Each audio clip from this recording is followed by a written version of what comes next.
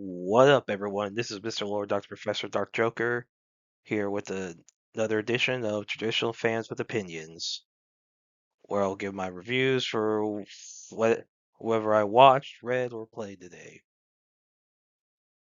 And who are Traditional Fans with Opinions? That is myself, and that is you, the viewers. With all that being said, on with the reviews. Alright, first up will be Black Butler Season 5, Episode 1. So this episode starts with you have these hunters who are near this werewolf forest, and that's believed to be under a witch's curse. And and basically they bleed to death over some unknown like illness, curse, or whatever. And so the queen sends Seal Phantom Hive to Germany, where this forest is. Now, generally, Seal would not be going outside the UK because he's Queen of England. He's the Queen's watchdog. So he's mostly relegated to England, but due to the Queen's family being from Germany, and so she has a lot of familial ties to that nation, Seal goes there, and basically he and Sebastian they go to Germany. And whenever they get a carriage, they bring the rest of Seal's staff with them to the village where they find this village in the werewolf forest, and they meet the quote quote lord of that forest, which is which I'm guessing is the witch. I haven't read the manga. I do know some of the certain plot points for the what happens at the end, but basically they meet the liege lord, Singlin Sullivan, who's basically looks like a little girl, and you know, as this is the start of the next mystery, as they're still trying to figure out what happened with Undertaker, like what's his ties to the Phantom Hives, and what's his potential involvement with the death of Seal's parents. So yeah, I really enjoyed this episode. Black Butler is a great anime, yeah, and I think it was a very good episode, good way to introduce the mystery. It's weird how Seal doesn't believe in curses, even though he made a deal with the literal demon. So it's kind of funny. And Sebastian even mentions it as like, you made a deal with me, and I'm a demon. That is a curse, and yet you don't believe in curses. Seal's like, it it's silly to believe in curses. It's funny, but it's just Seal being Seal, and it's funny. The dynamic of Seal and Sebastian is always just funny to listen to. So I really like this episode. And next up is Guilty Gear Strive Dual Rulers, Episode 1. So this is a sequel to the video game Guilty Gear Strive. Now, I have not played any Guilty Gear game, so there's a lot I'm not familiar with as far as like lore goes. But as far as what I saw from this episode, so there's like this. So it was like there were two timelines. So you had the past, where there was like a love affair between the hero who wanted to kill the Gears, named Kai Kisk, and Queen Dizzy, who is a Gear, and they have a son named Sin, and they're basically like missing or dead, and basically their wedding was was like considered taboo because there's like a big conflict between humans and Gears. And so in the current time, you have their son Sin. Cather, he meets some girl who does not like Gears, and basically he doesn't know why she hates Gears. He thinks she has a reason. He wants to know the reason. And so basically this is just meant to help introduce a lot of it. So as I said, I've not played any Guilty Gear games, so I'm going into a lot of this blind. But is it so far? I'm intrigued. It wasn't anything to write home about. It was okay. I was not a fan of the 3D animation. I wish they would have done 2D. That would have looked so much better because 2D anime just looks better in 3D. But this could be an interesting show, and maybe it's good. I'm interested in seeing how they handle this in future episodes. Now for Yaiba, Samurai Legend. So this is a remake of an older anime. I've not seen the older anime, and I've not read the manga either. So this is like my entry point to this series. And you can tell by the art style in the anime that this is with an older manga. You can tell. And so you start with Yaiba, who's like trained to be a samurai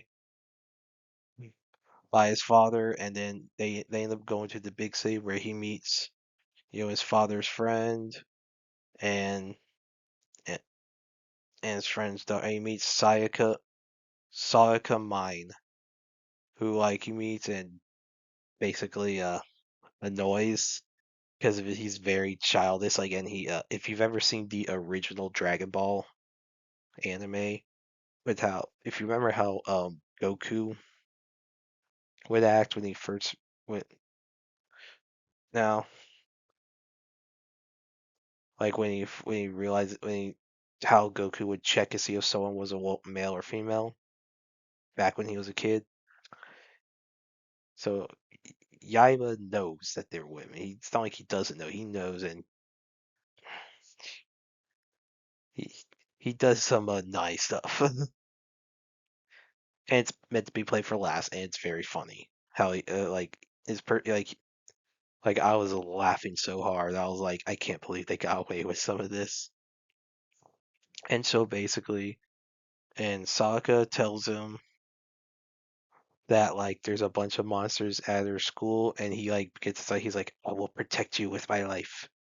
Hey, like what's to fight the monsters? I'm like, Sokka, you obviously do not know you're an anime character because everyone knows all anime protagonists. They all love shonen protagonists. They all love the glory of battle. So you really just excited him. You didn't do anything to help him. And I was just laughing the entire time. And you just have like Yaiba's lifestyle, how it collides with the inner city, and it's funny. And so it ends with him meeting Takashi Onimaru for the first time, and basically they have their first duel. Uh, Onimaru disarms Yaiba during like a brief kendo sparring session, and so it's episode like it says that like this is the beginning of their big rivalry. And so I did some research to the series before, and I saw okay, so there's a big rivalry between Yaiba and Onimaru, and Onimaru like looks like Ten Shinhan from Dragon Ball. I don't know how intentional that was, but like I really like this series. The animation by Wit Studio is freaking incredible. And like this was a very good pilot episode, very good start to the series. I'm ooh, I wouldn't necessarily call it anime of the year. That's probably still going to be One Piece, but this was a fantastic episode, and this was a great start. I I, I really like this show. I'm really liking it so far. This was incredible. Like it, I will give it a lot of high praise. I really like the cartoonist style of it. As a fan of like old 90s and old like early 20th century 20th century cartoons, fan of a lot of those. So I really liked how this show like how the art style like portrayed the characters. And I like the writing so far. I think this could be a really big hit this year. All right, so for One Piece, there was like two episodes today. First one was a recap of all the prior episodes for the Egghead arc, and it's like an hour and a half, approximately an hour and a half long recap, and shows everything, like all your big moments, like Straw Hat Pirates arriving at Egghead, meeting Bonnie, learn more about the Vegapunks. You see CP0 attacking Egghead, see Sintamaru siding with Vegapunk, and you see the all the big stuff with Cobra and Emu and Sabo, where like in Emu, where like they basically totally made sure to remind viewers that Emu is a threat and could potentially be one of the best villains in all of One Piece. I don't know if he'll be Doflamingo level, because Doflamingo is still the best villain One Piece has ever had, but they showcase how big of a threat Emu is. And he says he wants to show the reason he chose uh Lucia to be the island to be destroyed is because it's close. And it's that is so menacing, and it's from a storytelling standpoint, that is so freaking great. And then all the stuff on Beehive with Toby and Garp, like, and it's funny how like Garp whenever they actually were airing those episodes, Garp was saying he was rusty. I'm like, what the frick? If he's rusty, how is he like in his prime? Like, let's see that. Let's see Garp in his prime just start wrecking people. And you have him versus Kuzan. That was such a great fight. Kobe was great. Like, it was a great recap. For a recap, it's pretty good. One Piece does pretty well with recaps. Now, that's a low bar to set. People generally have problems with recaps. One Piece does pretty well. I would say was a good recap. And so next is One Piece episode 1123. And so this is where they're starting back up with new episodes for the Egghead arc. So this picks up all the newspapers have gone around delivering, the news about Garp being captured by Blackbeard and Luffy holding Vegapunk hostage at Egghead, and there's an basically there's a big fleet of naval ships surrounding Egghead, like bigger than a Buster Call fleet. And as we know, you have Admiral Kizaru there. Uh, you have Saint Saturn, who's one of the five elders. He's there. Uh, I'm not gonna give any spoilers, but he will be very important in the events to come in this arc. Like like, and basically this episode is like York talking to the five elders and basically saying she wants to be Celestial Dragon in exchange for basically making the Mother Flame for them so they can power their ship, which like this like air weapon that shoots lasers from the sky. It might be Uranus, the one of the ancient weapons. Has the big theory. I agree with that theory. I could be completely wrong, but I think it's an ancient weapon. And because so basically the three ancient weapons you have Poseidon, which that's the Japanese pronunciation. English we would say Poseidon, but which is the mermaid princess, which in this case Shirahoshi. She like in the sea, Pluton, which is in Wano, is a naval ship that can destroy an island.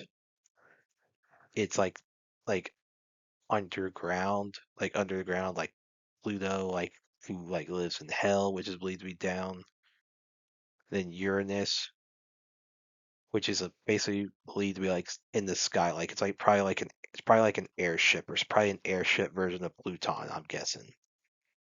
Anyway, but besides that,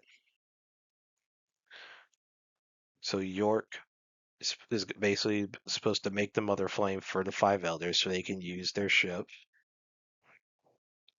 In exchange, she'll become Celestial Dragon and be allowed to live on Mary Joa. And so the Straw Hats have captured her. They basically are holding her hostage. You know, Lucci is captured as well, and basically like we're setting up to the end game battles for this arc. And like I really enjoy this episode. You know, one like Egghead arc is my opinion is the second best arc in One Piece so far. Dressrosa is number one. Egghead is number two. Like people who know what's coming in this arc know that this chapter sets up some really great fights and some great character moments that are coming. So I really like this episode. Yeah, yeah. And that's it. Did y'all like the stuff I reviewed? And if you have your own opinions about all that, you can put all that in the comments. Thank you for watching, and like, subscribe, and all that. And look forward to the next video.